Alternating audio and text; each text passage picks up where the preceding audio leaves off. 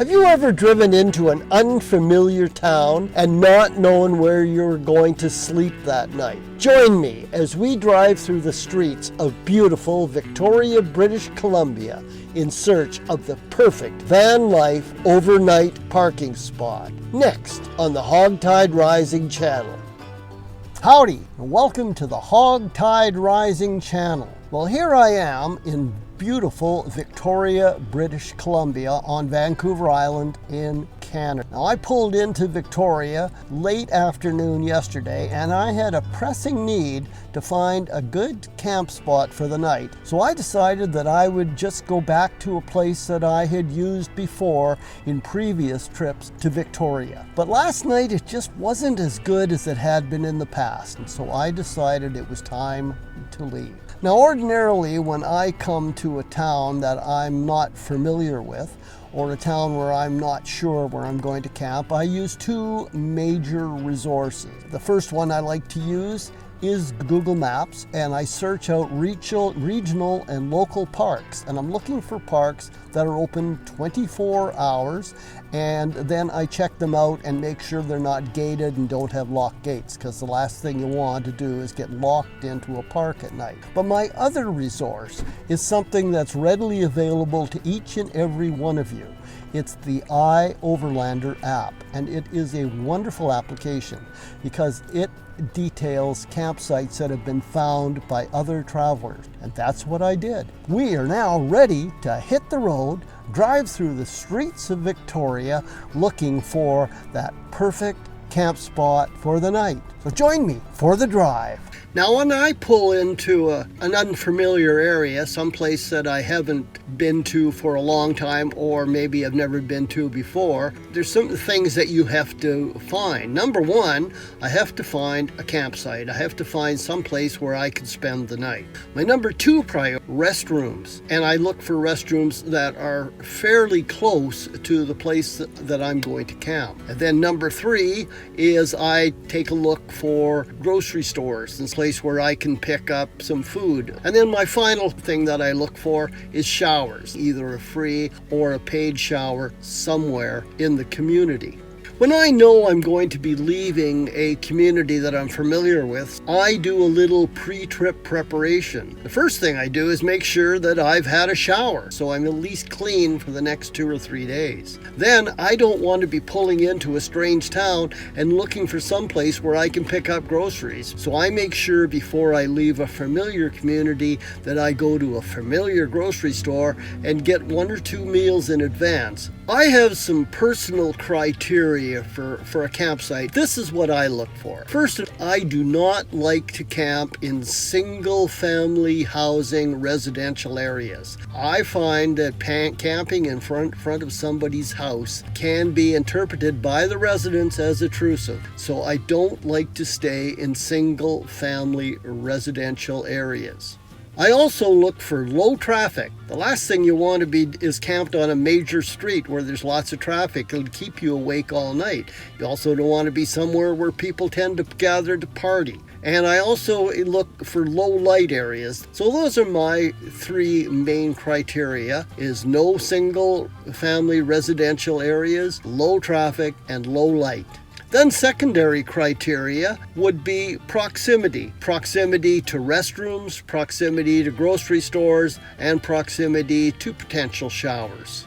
My personal choices for best overnight parking is first parks, regional and local parks. They are my personal choice. My second choice would be boat launches if you happen to be in an area that's adjacent to a large body of water where there might be boat launches.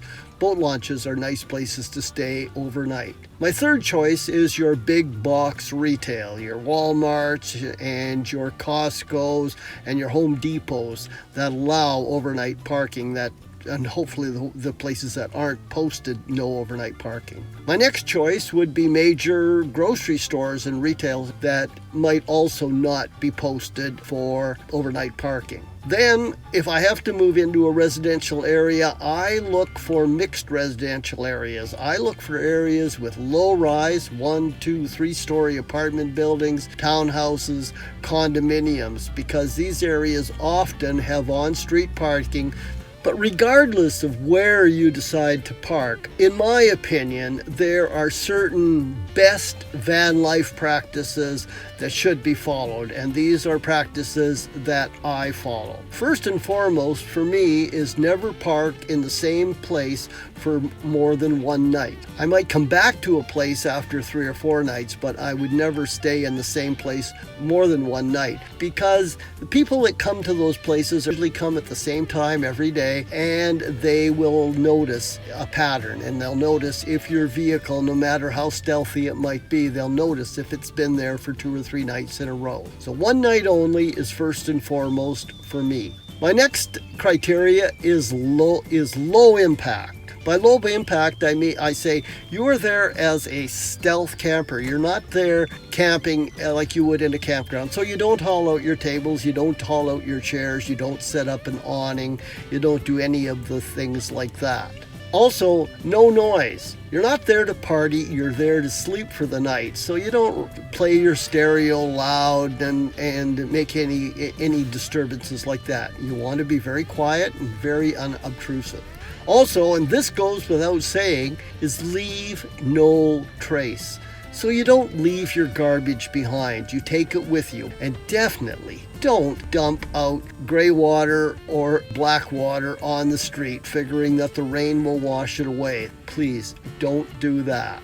My personal credo for stealth camping, van camping, is what I call the alley principle. ALLE. Arrive late and leave early. And if you arrive to a stealth camping spot late in the evening and get out before people are out, up and around, you'll not be noticed and you'll rarely ever be knocked. So keep that in the back of your mind. ALLE, arrive late, leave early. It's the alley principle, and I swear by it.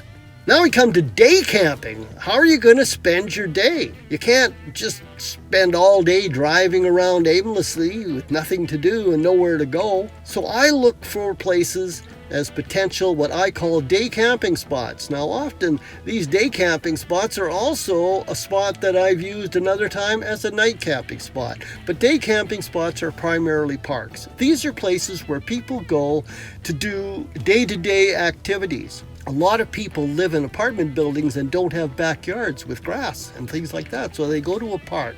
They go to a park to picnic. They go to a park to exercise. You'll see people in parks doing yoga and Tai Chi and stretching exercises. You'll see people in parks sunbathing. These are all things that you as a van camper can do to pass time. Myself, I often go to a place and just set up my van and do it like what I'm doing now, is record a video or work on editing. My van is my office, so I go someplace where people congregate and where I'm not out of place, and I act like a tourist. Day camping.